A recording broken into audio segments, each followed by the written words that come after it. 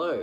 So I have another book reading session to go through today. I thought I'd do it in front of my book selection.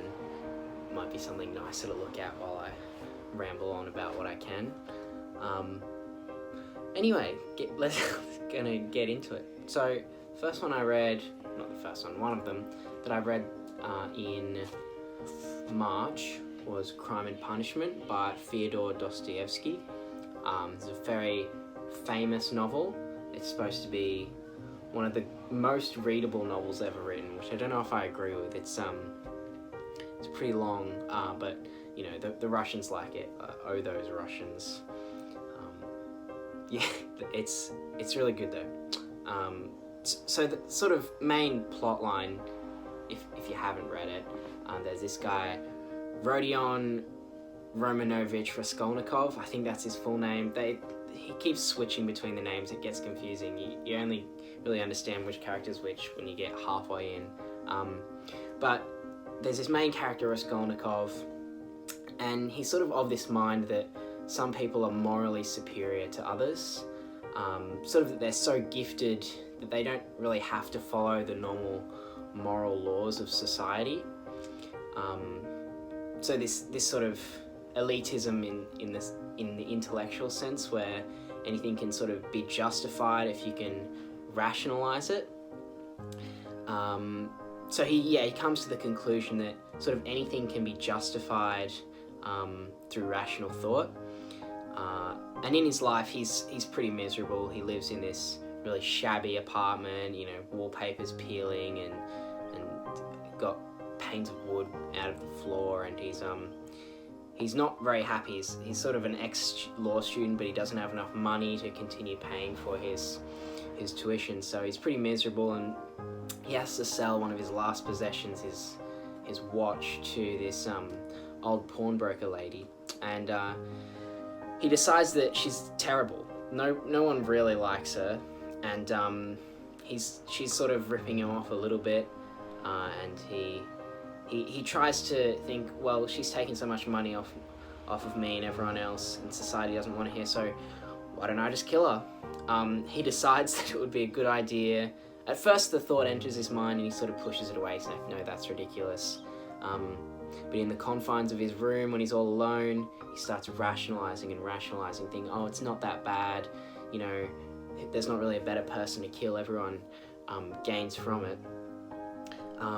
So he wants to be like Napoleon. He keeps talking about wanting to have this power, and he thinks, oh, a great man like Napoleon, who's morally superior to the common man, wouldn't struggle to kill just one person. They would kill any person that's in their way. But yeah, as the story progresses, he ends up killing this pawnbroker, and he does it very well. He hides the crime pretty perfectly, and he thinks he's fine with it, but he's not. As time goes on, he's racked, not with guilt at the start, but he's sort of stressed about getting caught out, and it's just plaguing his mind, all the repercussions of what could have happened. There's no real evidence that he actually did it, but in the end, he confesses the crime as his mental and physical health deteriorates because he can't handle it anymore. So, yeah, I mean, it's just a really huge story to show that you can't really just do whatever you want, basically. Well, that's what I got from it. I found that it's a lot of emphasis on the idea that you can't just moralize something. There's some sort of underlying morals, whether that be in society or whatever, but there are laws you have to follow, and you can't just break them. There's a reason that we have things that are good, or things that we say are good and evil. So in the notes for the novel, Dostoevsky sort of states that the point of the novel is that happiness is bought with suffering. There could be Christian allusions there, with Christ suffering for our sake, so that we might actually be able to be happy. But I think you could draw other conclusions just in terms of what the text is actually saying. It seems to me to be sort of implying that we can't escape suffering, and it's a part of all of our worlds. And Dostoevsky says that happiness is something that is bought with pain and perseverance, instead of just pursuing the happiness in the first place. I've been reflecting on how in our society, it seems like life would be easier for teenagers nowadays. You hear about old people sort of complaining. It's like, why are you anxious or stressed? You don't have to worry about bombs flying over your head. You're not going to be scripted off to the war, as far as we know. So why are you so stressed? But you can see with social media and the mental health sort of epidemic that we have, teenagers are depressed. They're really, really struggling. And whether that be we create problems for ourselves because we need to suffer, or if it's just a condition of there's suffering everywhere we look. It sounds pretty morbid, but I think it's something that's true. It's that, life isn't easy, and we have to pursue the good for its own sake. The idea that we should pursue the good for its own sake is also mirrored in Brave New World, which I read, where it's like, if your goal is to be happy, the only way to do that really is with drugs. But if you just seek happiness ultimately, and fundamentally, you actually won't be happy. It's kind of backwards. But so the moral of the story with this book isn't really that surprising necessarily, that we shouldn't think we're morally superior to anyone else, or that sort of suffering is all around us. But I've been really surprised at the role that the fiction and story has really had on understanding the message. You could just get a page that says, suffering is all around us, and booyah. It's like, you're not going to understand it, but if you can really relate to the characters and understand the story, there's something real about it, even though it is fiction. And you can sort of view the Bible in a similar way. Like, the Bible could have been a list of rules and truths and saying, God created the world and we messed it up and he saved it. It's like, that could be the whole Bible, just 3 lines. But there's this whole story and characters and trying to understand how it came to be, which allows you to relate to the story and understand it truly for yourself. So I thought it was a super interesting book. It was quite long, a lot of strange names that I didn't know how to pronounce or understand most of the time. But yes, I enjoyed it, and if you're looking to learn about suffering, then I would read it. Okay, next book. So the next thing that I read was The Art of War by Sun Tzu. Coming off of reading that philosophy book on Stoicism, I was kind of interested in sort of looking into some sort of non-fiction kind of book, and I thought I'd pick this one up. It's sort of famous Chinese military strategy book written over 2,500 years ago. It's famous for its practical insights, which can be applied to not just wars, but a lot of other areas of life, like business and politics and leadership and all those sorts of things. And I found it pretty cool. It emphasizes the importance of understanding your own strengths and weaknesses. A lot of the time it says you shouldn't fight, and war is actually not helpful for a lot of people most of the time. It's like he's a reluctant instructor. He says, if you can avoid war, you should do it. But when you must, he wants you to do it as best as you can. So it's not like a super crazy book or super revolutionary or anything. It's just different strategies about how to assess your own sort of strengths and weaknesses and how to act in conflict.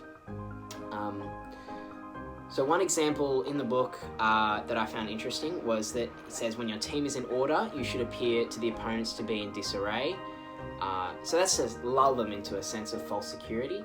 And it reminded me of Star Wars. You have Emperor Palpatine creating the Death Star. It sort of looks only half completed, and everyone thinks, they're ages away from finishing. It's actually done. So good military strategy there by the Sith Lords. I don't know if they read this, but I thought that was cool.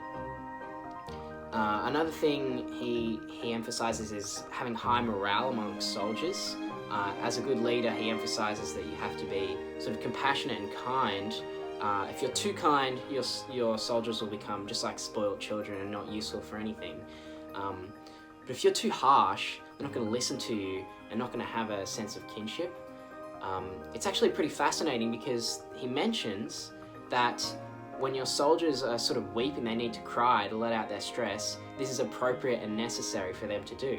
I thought it was amazing that a military strategist was saying that men need to cry to release their emotions. You know, I don't know where the notion in our sort of culture came from that men shouldn't cry at all. I would have to do more research to figure out where that originated. You could probably say there's a case to be made that you could cry too much, but to suggest that crying is a weakness is it's strange.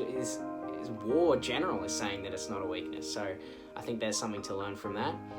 I also found this quite versatile in applying it to my chess strategy. He says, the highest form of generalship is to balk the enemy's plans, the next best is to prevent the junction of the enemy's forces, the next is to attack the enemy's armies in the field, and the worst policy of all is to besiege walled cities. So I translated this into chess terms. The best plans will: A, find a way to prevent your opponent's plans; B, deal with your opponent's direct threats; C, attack your enemy's weaknesses. And a bad plan, or besieging walled cities, is attacking something that isn't weak. Trying to provoke something that cannot be attacked, it's really a waste of time. I imagine, you know, that entails pursuing pointless goals that aren't helpful for you. You can see there are applications there in a lot of different areas of life. So yeah, it's a little manual for leadership and conflict and war, and I think it was pretty instructive. So if you wanna win at something, I'll give it a go. Alright, next book. So speaking of chess, the next thing I read was Chess by Stefan Zweig. It's a famous novella written in 1942. It's been praised for its exploration of human psychology and the effects of extreme isolation on the human mind, and remains a popular read for those interested in literature, psychology, and chess. The basic story is that the world champion Chentovic, I think you'd say, he was a child prodigy and basically taught himself the rules of the game. What I found really interesting about his character is that he's not very smart. It's quite funny actually. This is really strange for a chess player. He can't play without looking at the board. Every master in the real world and in the fake world can play without looking at the board, but he can't. So it's this sort of strange character because he's quite a simpleton, but he's just very good at chess. And I think that's probably maybe a more accurate understanding. Non-chess players tend to think that chess players are like geniuses, and the high level people are, but I don't think you have to be that crazy to play chess. It's like any other skill. You just practice and get better. But anyway, he gets on a boat. He's the world champion, and he's off to play in the world championship against a contender who's not as good as he is. It's clear that he's going to win. And it's going to be a chess match that's quite similar to the one that's happening between Jan Nepomniachtchi and Ding Liren right now, which is the World Championship match for 2023. So I don't know what year. 1941, there you go, is when this is set. But he boards this boat, and then there's this mysterious Dr. B, this strange man who knows how to play chess.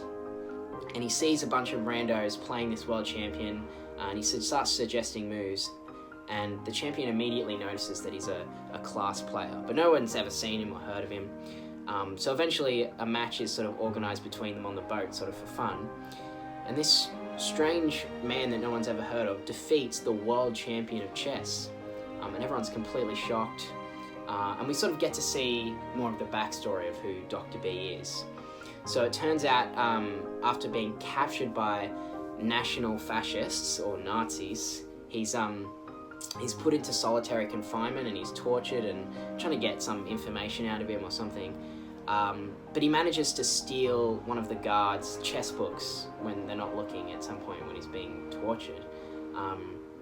So when he goes to solitary confinement, it's the only thing that keeps him sane. He just reads it over and over again, looks at all the chess games, and eventually he memorizes all of them, and he can start seeing them all in his head. this Dr. B character. But he gets exhausted of the same games. He runs the book dry. So he starts trying to play himself, which is quite a hard thing to do because you already know your own plans. And the way it's described, it's like he develops like a split personality disorder. Like he plays a move and then steps around and then plays a move against himself and like separates his consciousness in two. It's quite like strange, like the way he sort of goes a little bit insane. But eventually he gets out of being captured by these Nazis, and then he goes to the boat and plays the world champion. And he's just played himself in his head so many times that he's the best player in the world. But when they go for a rematch, he plays the world champion again, and the world champion playing too slow for him to understand. He's never seen anyone else play. He doesn't really understand almost how to move the pieces because he's only ever played in his head.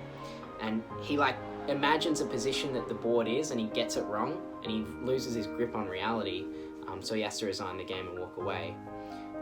So yeah, super interesting. You don't really have to be a chess player to enjoy this. It's pretty short, only 80 pages. Got through it in one sitting. But yeah, it was super fun, kind of cool, you know, rooting for the underdog. But yeah, it's particularly fascinating the way he sort of goes a bit crazy in his isolation and becomes the best at something in the world, just because he sort of plays himself like a computer almost. But yeah, anyway, it's sort of a cool little story. I don't know if there's anything too deep about it. But if you're a chess enthusiast or not, then give it a go. The last one for this month, The Old Man and the Sea by Ernest Hemingway, published in 1952. We're exploring themes of resilience, determination, the struggle against nature, and the human relationship with the natural world. It's considered one of his most famous works and once won the Pulitzer Prize for fiction. I'm sure you've heard of it. It's prescribed in a lot of English classrooms. And yeah, it's a very interesting read. It's a very dreamy sort of story about this man named Santiago. He's gone 84 days without catching a fish. One day he goes out in his boat, drifts out further than anyone else, and snags this massive marlin. And he decides right then and there his whole life has been leading up to this point, and he will catch this fish. He refused to let it go. He's out there for days and days trying to catch this fish. So he keeps trying to reel it in. You know, his hands are getting pretty battered by the weather, and he's really struggling. But eventually he does manage to catch this big fish and tie it to the side of his boat after a big struggle. But by the time he gets it on his boat and starts sort of paddling back to shore, these sharks start to attack him because the fish is dead, and they start ripping chunks of meat off of this fish. Santiago defends it with his life. Says, you know, I'll keep struggling, but you know, eventually all that's left of the marlin is just bones. And by the time he gets back to his little village, everyone just sees a giant skeleton, and they all just think it was a shark. They don't know how beautiful the fish really was. So yeah, the book is written in a strange sort of dreamy way. It feels very metaphorical, and I don't know if I picked up on all of what it actually was trying to say. But it seemed like the fish was a metaphor for like struggling to succeed in the face of adversity and difficulty. Santiago has a very strange relationship with the fish. He seems to respect it very much. He calls him like a brother, like the most beautiful thing he's ever seen. He considers the fish his equal. So I guess that could be pointing to like the universality of suffering, relating to the struggle. He's struggling to pull the fish up. The fish is struggling not to be pulled up. There's sort of a brotherhood in facing the troubles of the world as they come to us. So what does that really mean? I'm reminded of a quote by Friedrich Nietzsche: "He who has a why to live can bear almost any how." So a man can endure much suffering and hardship for a great purpose. And there are a lot of lines to be drawn here for some themes from Crime and Punishment as well. So that concept of suffering making life meaningful. And there's this idea that you think, well, it made me think of this: why would a good God allow suffering to exist at all in the world? But you can see that it's at least possible that it's better for suffering to exist and have been overcome than to have never existed at all. You think, what kind of life would we live if we never had to fight for what we wanted, like a big old fish. So Santiago says, a man can be destroyed, not defeated. So you need to pursue the good for its own sake, whether you succeed or not. It's the pursuit that's important there. So yeah, it's prescribed in many classrooms. I found it really interesting. I really love the different YouTube analysis of this book. Like it's quite fascinating, like themes on masculinity and sort of the fight for purpose. So I thought it was good. Again, very short. So give it a read if you like fish or life. So that was these 4 for this month. Some shorter ones and the bigger one.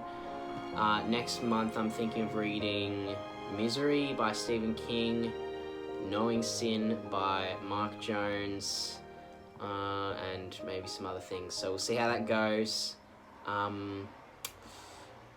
Happy reading. See ya.